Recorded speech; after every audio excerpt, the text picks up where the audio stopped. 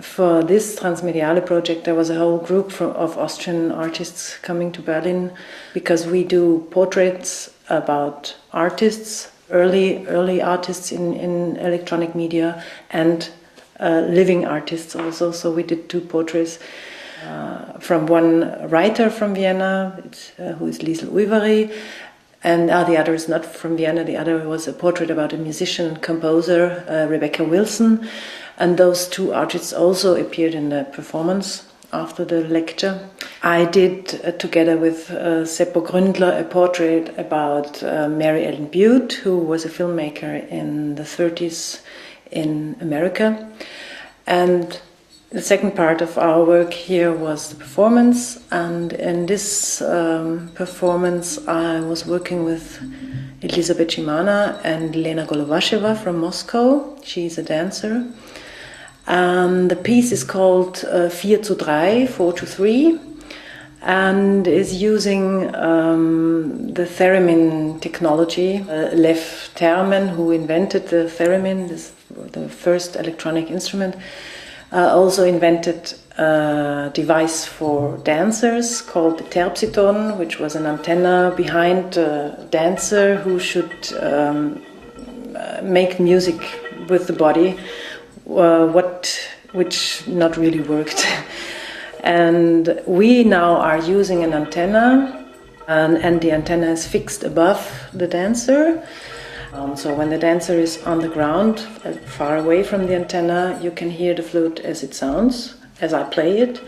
And when she moves towards the antenna, she changes the sound, because she activates the filters with her body. And there is in addition, a projection with colors, and also this is influenced by movements of the dancer. Now, I'm a classical trained flute player, so I studied and learned all these Mozart and these things, and I was always sure that I would not play a Mozart concert or a solo concert like this.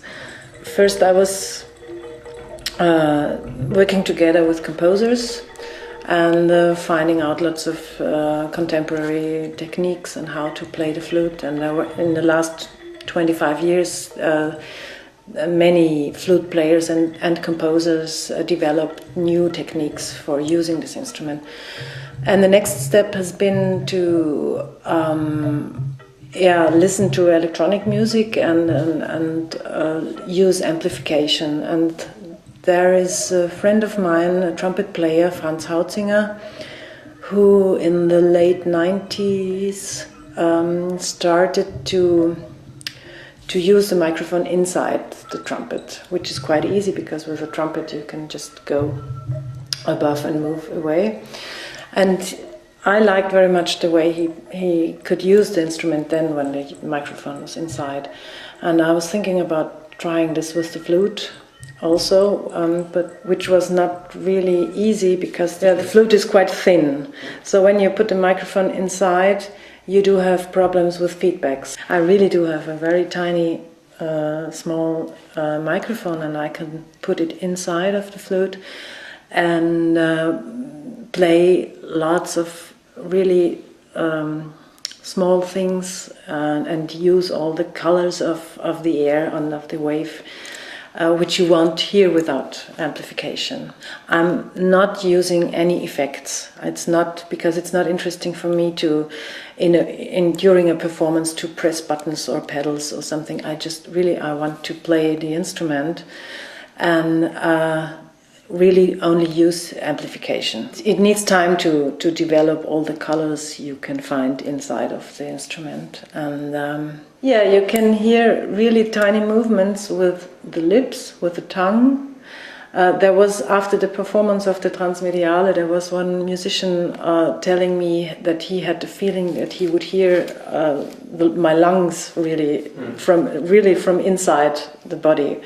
Yeah, very tiny movements with also with some water inside. Look, and what I really prefer is long streaming air, and not really direct into the into the head joint, but a little from afar. So the air goes inside the instrument and develops some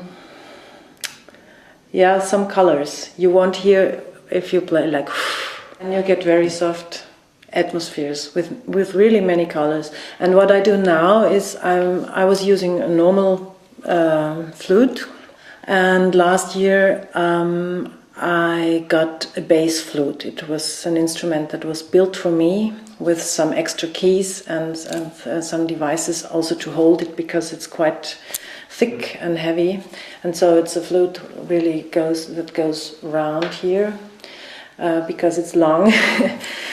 And with the bass flute, with the dimension of the bass flute, I do have the possibility to explore much more colors of the air, especially. And I do also have, with the keys, the possibility to use it like a bass. So I was playing together with a bass player, and I really could hit him with my doom, doom. I more do the soft things, but with the bass flute I really have many more possibilities to develop sound.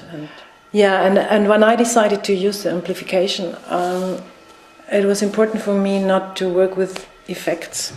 As I said, I don't like to press buttons during playing the instrument. So what I do is working together with partners who use electronic devices. What I did with Klaus Hollinetz is a piece which will be released soon on CD. It's called Visage, screwing, not visage, but visage. And this is a piece where we recorded the flute sounds, and then Klaus and me were working together on the computer to process and put some filters. And it's a very complex piece with many, many, many traces, but all created from the flute sounds. And then we prepare it for the performance. So Klaus is then playing the recorded things, and I'm playing live together with this. And it's not fixed from the beginning to the end, but it has several parts that he can choose from, and in between I do some solo links, and then he decides which part to continue with. And this piece has been developed for a festival in Graz in Austria. There is a room at the Electroacoustic Institute, and the room is called The Cube, and it has more than 50 loudspeakers, so you can really reach every corner with the sound, and you can just put it very physically into the room. And we were using 24 loudspeakers with all these traces we put before, and it was important for me to give the audience the feeling to really sit inside of the instrument, like. Yeah, when I tell that I'm playing with a drummer and the bass player, it sounds little bit like a jazz trio or something like that. No, these are also musicians coming from the experimental side. So the drummer is figuring out many different also colors in the music, and not rhythm, but sound. Sound is important, and also for the bass player. And what we are doing, all of us are really influenced by the aesthetic of electronic music, which is I always call it like a little bit symphonical, like very slow. Yeah, not with rhythm. It's the sound. It's the colors of the sound that interest me. No fast changes. Everything is developing very slowly, and you just play and try to keep the sound going on as it is. Not very fast. Just slow and listen, where is it going to, and what does it need, or what what is not important now. Everybody has to be responsible for the whole sound. It has to fit together, and you have to keep the sound going on, the sound of the whole ensemble.